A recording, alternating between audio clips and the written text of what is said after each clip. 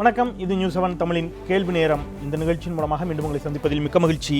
நான் செந்தில். நம்மை சுற்றி நடக்கும் நிகழ்வுகள், அந்த நிகழ்வை நகர்த்தும் அடிப்படை, அதன் பின்னணியில் இருக்கும் அரசியல், இது குறித்து விவாதித்து வந்து கொண்டிருக்கின்றோம்.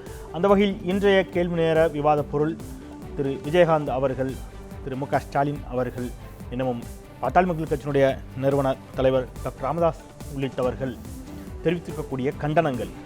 நேற்றைய அந்த இளைஞனுடைய படுகொலை, சங்கர் படுகொலை செய்யப்பட்டிருப்பதை ஒட்டி அவர்கள் அளித்திருக்கக்கூடிய கண்டன அறிக்கைகள், கண்டன தொடர்பாக அவர்கள் தெரிவித்திருக்கக்கூடிய கண்டனம் தெரிவித்து வெளியிட்டிருக்கக்கூடிய கருத்துக்களை மையப்படுத்தி, அதில் மிக குறிப்பாக தேமுதிக தலைவர் திரு விஜயகாந்த் அவர்கள் தெரிவித்திருக்கின்ற பொழுது, இது போன்ற தொடர்ச்சியான சாதிய ஆணவ படுகொலைகளுக்கு காரணமான அரசியல் கட்சிகள் கடுமையாக தண்டிக்கப்பட வேண்டும் என்று தெரிவித்திருக்கிறார். இதுபோன்ற சாதி ஆணவ படுகொலைகளுக்கு பின்னால் அரசியல் கட்சிகள் இருக்கின்றன என்று சொன்னால் விஜயகாந்த் எந்த அரசியல் கட்சிகளை குறிப்பிட்டு அல்லது மனதில் வைத்து அவ்வாறு சொன்னார்? அதுபோன்ற அரசியல் கட்சிகளை எவ்வாறு தண்டிப்பது? அதுபோன்ற நடவடிக்கைகளை அவர்கள் தவிர்ப்பதற்கு என்ன செய்ய வேண்டும்? இதுபோன்ற பல கேள்விகள் இயல்பாகவே எழுகின்றன. நேற்று கேள்வி நேரம் இதே அரங்கில் இது குறித்து விவாதித்தாலும் கூட அதனுடைய ஒரு நீட்சியாக இன்னமும் கூட சற்றே இது குறித்து விவாதிக்க வேண்டிய தேவையும் அவசியமும் இருப்பதை முன்னிட்டு இன்றைக்கு மீண்டும் நாம் அதை எடுத்திருக்கிறோம். அந்த வகையில் நம்முடைய அரங்கில் 4 சிறப்பு ஆளுமைகள் இணைகிறார்கள். அவர்களோடு பயணிக்கலாம். இது கேள்வி நேரம். இன்று நம்முடைய அரங்கில் இணைகிறார் விடுதலை சிறுத்தைகள் கட்சியின் சார்பாக அதன் செய்தி தொடர்பாளர் திரு வன்னியரசு. வணக்கம், வரவேற்கிறேன்.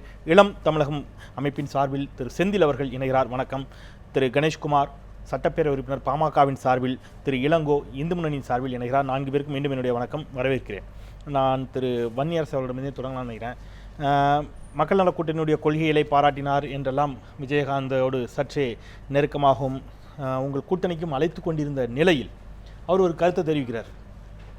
அரசியல் கட்சிகள் தண்டிக்கப்பட வேண்டும். இதற்கு பின்னணியில் இருக்கக்கூடிய அரசியல் கட்சிகள், இதற்கு காரணமாக இருக்கக்கூடிய அரசியல் கட்சிகள்னு சொன்னால், இதற்கு அரசியல் கட்சிகள் காரணமாக இருக்கின்றன அப்படிங்கிற அவருடைய வாதத்தில் நீங்கள் உடன்படுகிறீர்களா? முதல்ல அவர் எந்த அரசியல் கட்சிகளை மனதில் வைத்து அவ்வாறு சொல்லியிருப்பார் என்று நீங்கள் நினைக்கிறீர்கள்? இல்லை, மரியாதைக்குரிய திரு விஜயகாந்த் அவர்கள் இந்த படுகொலையை கண்டித்தும், இதுக்கு முன்பு கோகுல்ராஜ் படுகொலை தொடர்பாகவும் அவர் கண்டித்து அறிக்கை கொடுத்திருக்கிறார். அதை இந்த படுகொலை நீடிக்கக்கூடாது, தொடரக்கூடாது என்பதில் அவர் உறுதியாக இருக்கிறார். அந்த வகையில் இந்த அறிக்கை கொடுத்ததற்கு முதலில் நாங்கள் நன்றியை தெரிவித்துக் கொள்கின்றோம். ஏனென்றால் இன்றைக்கு ஒரு சாதி ஆளுமை இல்லை சாதி இந்துக்கள் செய்கின்ற அந்த படுகொலையை கண்டிப்பதற்கு கூட இங்கே தயக்கம் காட்டுறாங்க. திமுகவாக இருக்கட்டும், அதிமுகவாக இருக்கட்டும், பாமகவாக இருக்கட்டும், எந்த கட்சியாக இருந்தாலும் அவர்கள் அந்த ஓட்டு போய்விடுமோ என்கிற கோணத்தில் தான் அவர்கள் பார்க்கிறார்கள். ஆனால் அதெல்லாம் மீறி இன்றைக்கு அதை கண்டித்திருக்கிறார். அதில் ஒரு செய்தி அதை சொல்லியிருப்பதில், பின்னணியில் இருக்கிற சாதி அமைப்புகளையும் அதற்கு ஆதரவு கொடுக்கின்ற அரசியல் கட்சிகளையும் தான் அவர் சொல்லியிருக்கிறார். நாங்கள் வெளிப்படையாக என்னென்னா அவர் வெளிப்படையாக அதை சொல்லலை. இப்போ நாங்கள் என்னென்னா, இன்றைக்கி தமிழகத்தில் அந்த புள்ளி, மைய புள்ளி அப்படிங்கிறது இது மாதிரியான ஒரு பிரச்சனை, அதாவது சாதி ஆணவ படுகொலைகளுக்கு தூபம் போட்டது அப்படிங்கிற ஒரு புள்ளி எதுனா நீங்கள் இளவரசன் திவ்யா பிரச்சனை தான் நீங்கள் சொல்ல முடியும். அதுக்கு முன்னாடி எதுவுமே நடக்கல. இல்லை, இருக்குது. அதை என்னென்னா அதை ஒரு அரசியல் ரீதியாக அதை ஆதாயத்திற்காக ஒரு சமூகத்தை ஒருங்கிணைக்கிறதுக்கான பணியை இதை செய்கிறது இருக்குல்ல, அதுதான் நான் அதில் சொல்கிறேன். நத்தம் காலனி உட்பட 3 சேரியை கொளுத்தி விட்டு இளவரசனும் திவ்யாவும் திருமணம் செய்து வாழ்ந்து கொண்டிருந்த சூழலில் தான் அவன் கொல்லப்பட்டிருக்கிறான். ஆக அந்த புள்ளி அப்படிங்கிறது ஒரு தலித்துகளுக்கு எதிராக 64 சாதிகளை ஒருங்கிணைத்து தமிழகம் முழுக்க மிகப்பெரிய இவர்கள் எல்லாம் சாதி காதல் நாடகம் செய்கிறார்கள். ஜீன்ஸ் பேண்ட் போட்டு, டிஷர்ட் போட்டு, கூலிங் கிளாஸ் போட்டுக்கொண்டு நம்ம பெண்களை இந்த மாதிரி செய்கிறாங்க அப்படிங்கிறத சொல்லும் பொழுது இருக்கிற அந்த ஏற்கனவே தமிழகத்தில் இருக்கிற அந்த சென்சிட்டிவ் பாமக இல்லை சொல்லி முடிச்சிடறேன். ஆக இந்த பின்னணியில் அவர் சொல்லியிருக்கலாம் என்று தான் நாங்கள் சொல்லி, இந்த பின்னணியை மனதில் வைத்து அவருடைய விமர்சனம் பாமகவை நோக்கியதாக இருக்கலாம் என்பது உங்களுடைய இருக்கு. இதில் என்னன்னா உங்களுடைய சந்தேகம். நான் ஏன் இதை எப்படி எடுத்துக்கூடாது? ஏன் ஒரு விடுதலை சிறுத்தைகளை மனதில் வைத்து சொல்லியிருக்க கூடாது? விடுதலை சிறுத்தைகள் மீதும் பாமக உள்ளிட்ட கட்சிகள் இதே மாதிரியான, நாட் ஒன்லி பாமக, ஏராளமான கட்சிகள், கொங்கு மண்டலங்களைச் சேர்ந்த அமைப்புகள் ஒரு குற்றச்சாட்டு வைக்கிறாங்க. இவர்கள் கட்ட பஞ்சாயத்து செய்கிறார்கள், வயது வராத, திருமண வயதை எட்டாத குழந்தை பருவத்தில் இருக்கக்கூடிய பெண்களுக்கே, அந்த குழந்தைகளுக்கே இவர்கள் திருமணம் செய்து வைப்பதை ஆதரிக்கிறார்கள் அப்படிங்கிற வாதத்தை அவங்க எங்கேயுமே நீங்கள் இப்படி ஒரு ஆதாரம் நாங்கள் அதாவது இன்றைக்கி சங்கர் வந்து படுகொலை செய்யப்பட்டிருக்காங்க, சிசிடிவி கேமராவில் தெரிஞ்சதுனால இன்றைக்கி அது படுகொலைன்னு சொல்கிறோம். கோகுல்ராஜ் படுகொலையை வந்து எடுத்தோடனே அதை தற்கொலைன்னு தான் சொன்னாங்க. நாங்கள் வந்து போராட்டம் நடத்தி விடுதலை சிறுத்தைகள் வந்து 4 நாட்கள் உண்ணாவிரதம் இருந்து நாங்கள் வந்து அது கொலைன்னு சொல்லி பதிவு பண்ணோம். இல்லை இதில் என்னென்னா இன்னைக்கு வந்து இந்த சிசிடிவி கேமரா இல்லைன்னா வந்து அவனே வெட்டி தற்கொலை செஞ்சுக்கிட்டது மாதிரியான ஒரு சூழலை தான் வந்து இன்னைக்கு கொண்டு வந்திருப்பாங்க. அவர் பாமகவை மையமிட்டு சொல்லியிருக்கலாம் என்பது உங்களுடைய கருத்தாக இருக்கிறது. நான் அந்த அளவில் எடுத்துட்டு வரேன். கணேஷ்குமார், அடிப்படையில் விஜயகாந்தின் கருத்தை முதல்ல நீங்கள் ஆதரிக்கிறீங்களா, வரவேற்கிறீங்களா? விஜயகாந்தினுடைய கருத்தை, இதன் பின்னால் இருக்கக்கூடிய சாதி அமைப்புகள், அதை ஆதரிக்கக்கூடிய வளர்க்கக்கூடிய அரசியல் கட்சிகள் தண்டிக்கப்பட வேண்டுங்கிறார். அரசியல் கட்சிகள் தமிழகத்தில் அவ்வாறான முயற்சியில் ஈடுபட்டிருப்பதாக நீங்கள் நினைக்கிறீங்களா? விஜயகாந்தின் கருத்தை ஆதரிக்கிறீர்களா? ஆம்னா அவர் எந்த கட்சியை சொல்லியிருப்பார் நீங்கள் நினைக்கிறீங்க? இல்லை, 100% வந்து நான் முதல்ல சொல்லிடுறேன். அவர் விஜயகாந்துடைய கருத்துக்கு நான் பதில் சொல்ல வேண்டுமா வேண்டாமான்றதெல்லாம் தாண்டி நடந்த சம்பவம் என்பது கண்டிக்கத்தக்கது. இதில் வந்து முதல்ல ஒரு பார்வையை மாற்றணும். அதாவது சாதி ஆவண கொலைகள் அப்படி என்று சொல்வதை விட ஒரு உயிர், அதான் ஆணவ கொலைகள் என்று சொல்வதை விட ஒரு உயிர், அந்த உயிர் வந்து என்றைக்காக இருந்தாலும் யாருடைய உயிரை யாரை எடுப்பதற்கும் அவர்களுக்கு உரிமை கிடையாது. இன்னைக்கு கிட்டத்தட்ட தமிழ்நாட்டில் 10,000க்கும் மேற்பட்ட கொலைகள் நடந்திருக்கின்றது. இது வந்து எஃப்ஐஆர் போடப்பட்ட கொலைகள் நான் சொல்கிறது. அப்போ இந்த கொலையும் சரி அந்த உயிரும் சரி எதுவாக இருந்தாலும் உயிர் தான். பல்வேறு கோணங்களில் பல்வேறு தனமாக போகுது. இதற்கு பின்னாடியெல்லாம் அரசியல் கட்சி இருக்குதா, அரசியல் கட்சிகள் செயல்படுகின்றன என்று சொல்கிறதெல்லாம் அதுவும் விஜயகாந்த் அவர் சொல்வதற்கு தார்மீக உரிமை அவருக்கு இல்லை. ஏன்னா உண்மையிலேயே சொல்ல வேண்டும் என்று சொன்னால் மறைமுகமாக சாதி அரசியல் செய்வதே அவர் தான். நீங்க எடுத்துக்கோங்க, சட்டமன்ற தேர்தல் எடுத்துக்கோங்க, அவங்க கட்சியினுடைய மாவட்ட செயலாளர் எடுத்துக்கோங்க, எல்லாருமே தன்னுடைய சாதி சமுதாயத்தை சேர்ந்தவர்கள் தான் 50% மேல் இருக்கிறார்கள். இது வெளிப்படையாக சொல்ல வேண்டும் என்று சொன்னால் சட்டமன்ற தேர்தலில் நின்ற வேட்பாளர்களின் எண்ணிக்கை எடுங்க, நாடாளுமன்ற தேர்தலில் நின்ற எண்ணிக்கையினுடைய வேட்பாளருடைய எண்ணிக்கை எடுங்க. 3 சட்டப்பேரவை உறுப்பினர்கள் இருக்கிறீர்கள், மூவரும் எந்த சமூகத்தை சேர்ந்தவர்கள்? நான் தான் சொல்றேன், எங்களுக்கு கிடைச்ச முதல் அமைச்சர் பதவியை நாங்க ஒண்ணு எங்க சமுதாயத்தில் கொடுக்கல. இப்ப இருக்கிற சட்டப்பேரவை ஜெயிச்சு வந்தது, நாங்க நின்னது எங்களுக்கு கிடைச்சதுல கிட்டத்தட்ட 7 பேர் 6 பேர் நின்னோம். நாங்க எங்களுக்கு கொடுக்கப்பட்ட தொகுதிகள்ல திமுக அண்ணா திமுக எடுத்துக்கிட்டாலும் ஒடுக்கப்பட்ட சமூகத்துக்கு நீங்க வாய்ப்பு ஏன் கொடுக்கல? எங்களுக்கு கிடைச்ச முதல் நான் சொல்றேன், நான் பட்டியலிடுறேன், வேற யாரையா பட்டியலிட சொல்லுங்க. எங்க கட்சியினுடைய பொதுச் செயலாளர் பதவி ஒரே பதவி தலித்துக்கு தான் கொடுத்திருக்கோம். எங்களுக்கு கிடைச்ச முதல் அமைச்சர் பதவி யாருக்கு கொடுத்திருக்கிறோம்? தலித்துக்கு தான் கொடுத்திருக்கிறோம். எங்களுக்கு அடுத்தது இருக்கக்கூடிய 2வது கிடைச்ச 2 அமைச்சர் பதவியில் 1 அமைச்சர் பதவி தலித்துக்கு தான் கொடுத்திருக்கிறோம். 21 சட்டமன்ற உறுப்பினர்கள் வந்த போது 3 பேர் தலித் சமுதாயத்தை சேர்ந்தவர்கள் தான்.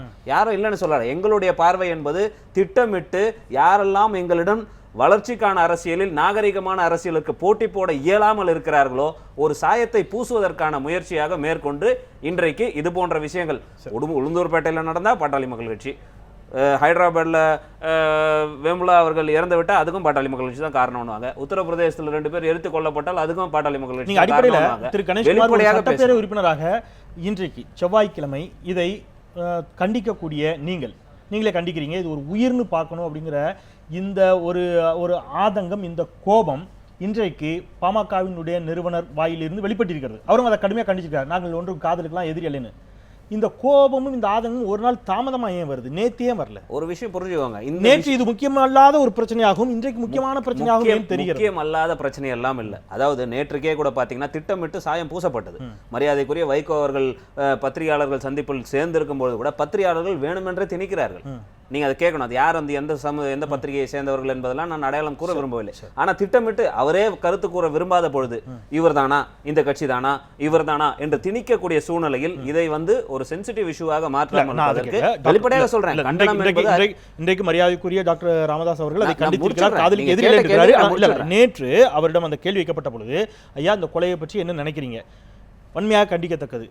நீங்க சொன்ன இதே வார்த்தைகளை கூட, இது ஆணவம் படுகொலை அதெல்லாம் விடுங்க, ஒரு உயிர் பறிப்பு இருக்கிறது, யாருக்கும் எந்த உயிரையும் பறிப்பதற்கான உரிமை இல்லை அப்படிங்கிற வார்த்தை, குறைந்தபட்சம் இது கண்டனத்திற்குரியதுங்கிற வார்த்தை கூட இல்லாம இதை விட முக்கியமான பிரச்சனைகளை நிறைய பேசியிருக்கிறேன், அதை பாருங்க போடுங்க என்று சொல்லி எழுந்து செல்வது இது முக்கியமல்லாத பிரச்சனையாகத்தானே நேற்று திங்கட்கிழமை அவருக்கு தோன்றி. நீங்க அப்படி எடுத்துக்கிட்டீங்கன்னா அதுக்கு நான் வந்து உங்களோட யூகங்களுக்கெல்லாம் நான் பதில் சொல்ல முடியாது. நேற்று இருந்த சந்தர்ப்பம், நேற்று இருந்த சூழ்நிலைக்கு ஏற்றால் போர் ஒரு பக்குவப்பட்ட அரசியல் தலைவர் எப்படி நடந்து கொள்ள வேண்டுமோ அப்படிதான் நடந்து கொண்டார். நேற்று நான் சொல்லுகின்ற ஒரு கருத்து வேறு திசையில் சென்றுவிடக் கூடாது என்பதற்காக சற்று நேரம் எடுத்து செஞ்சிருக்காங்க. இன்னி வரைக்கும் திமுகவோ அண்ணா திமுகவோ யாரும் வாயை திறக்கல. நீங்க அதை கேள்வி கேட்கறதுக்கு உங்களால முடியல. வெளிப்படையாக சொல்ல வேண்டும் என்று சொன்னால் இன்னி வரைக்கும் இல்ல நான் முடிச்சிடறேன். நீங்க உங்களால்னு சொன்னதை ஒருவேளை நான் கேள்வி நேரமாக தனிப்பட்ட முறையில் எடுத்துக்கொண்டால், நேற்று இதே மேடையில் திரு ஜான் பாண்டியன் அவர்களிடம் ஏன் முதலமைச்சரை நேரடியாக இதில் உங்களால் குற்றம் சொல்ல இயலவில்லை என்று முதலமைச்சர் தானே காவல்துறைக்கு பொறுப்பு என்று 1 மணி நேர விவாதத்தில் மிக கடுமையான கேள்விகள் முன்வைக்கப்பட்டு நகர்த்தப்பட்டது. மகிழ்ச்சி இல்லைன்னு சொல்லல. பிரஸ் மீட்லயோ எதுலயோ வெளிப்படையாக இன்று வரைக்கும் சரி. அதாவது உதாரணத்துக்கு சொல்ல வேண்டும் சொன்னா மரியாதைக்குரிய சகோதரர் கூட சொன்னார், இளவரசன் பிரச்சனையிலிருந்து ஆரம்பிச்சது. இளவரசன் பிரச்சனை, இளவரசன் பிரச்சனை என்பது அது வேற வரும். நான் வரேன். நான் இந்த இன்னைக்கு விவாத பொருள் கூட இந்த சங்கர் தொடர்பாக அல்லது இளவரசன் தொடர்பாக மட்டுமே நான் மையமிட திட்டமிடல. இதற்கான ஒட்டுமொத்தமாக நடைபெற்றுக் கொண்டிருக்கக்கூடிய சாதிய படுகொலைக்கான தீர்வாகவும் காரணிகளாகவும் நோக்கி நகரும் நான் நினைக்கிறேன். ஒரு விஷயம் மனசுல எடுத்துக்கோங்க, எந்த ஒரு சமுதாய தலைவர் சொல்லியும் இது போன்ற சம்பவங்கள் நடப்பதில்லை. சூழ்நிலைக்கு ஏற்றால் போல் நடக்கிறது, ஆனால் நடப்பது கண்டிக்கத்தக்கது. ஒரு உயிராக இருந்தாலும் எந்த சமூக தலைவர்களும் அரசியல் தலைவர்களும் இல்லை அப்படிங்கிற 100% இல்லை. அதான் கேட்கிறேன். திரு இளங்கோ, அடிப்படையில் உங்களுடைய பார்வை, விஜயகாந்த் தெரிவித்திருக்கக்கூடிய கருத்து இங்கே இதற்கு பின்னால் அரசியல் கட்சிகள் இருக்கலாம் அப்படின்னு சொன்னா அவர் எந்த அரசியல் கட்சிகளை குற்றம் சாட்ட நினைக்கிறீங்க? திமுக, அதிமுக அல்லது மொத்தமாக இருக்கக்கூடிய திராவிட கட்சிகளையா, இன்ன பிற அமைப்புகளையா? உங்களுடைய பார்வை. தமிழகத்தில் திராவிட இயக்கங்கள் வளர்ந்த பிறகு ஏதோ இந்த நாட்டில் இருக்கக்கூடிய ஜாதிய ஏற்றத்தாழ்வுகளை ஒழிச்சிடுவாங்க, அதுக்கு பிறகு இது பெரியார் பிறந்த மண், இதனால இது இங்கே இது மாதிரி ஏற்றத்தாழ்வுகள் இல்லாமல் போகக்கூடிய நிலை ஏற்படும் திராவிட கழகங்களுடைய ஆட்சி வந்த பிறகு அப்படின்னு சொல்லி ஆட்சிக்கு வந்த 67க்கு பிறகு தமிழ்நாட்டில் அதிகமான அளவுக்கு ஜாதி மோதல்கள் அதிகமானதுக்கு காரணம் இந்த 2 திராவிட கழகங்களுடைய ஆட்சிகள். என்ன அடிப்படையில்? அதாவது இவங்க ஆட்சியில் வரும்பொழுதே, ஆட்சிக்கு வந்த பிறகும் சரி, எந்த மாவட்டத்தில் எந்த ஜாதியை சார்ந்தவர்கள் பெரும்பான்மையாக இருக்காங்கன்னு பார்த்து அங்கே வேட்பாளர் அறிவிக்கிறது. அதுக்கு முன்னாடி இல்லாத விஷயம் இவர்கள் வந்த பிறகு வந்தது. அண்ணாதுரையே கூட தன்னுடைய திருமணத்தில் அண்ணாதுரை முதலியாருன்னு போட்டுக்கிட்டு தன்னுடைய ஜாதி அடையாளத்தை அங்கே காமிக்கிறார். அது மாதிரி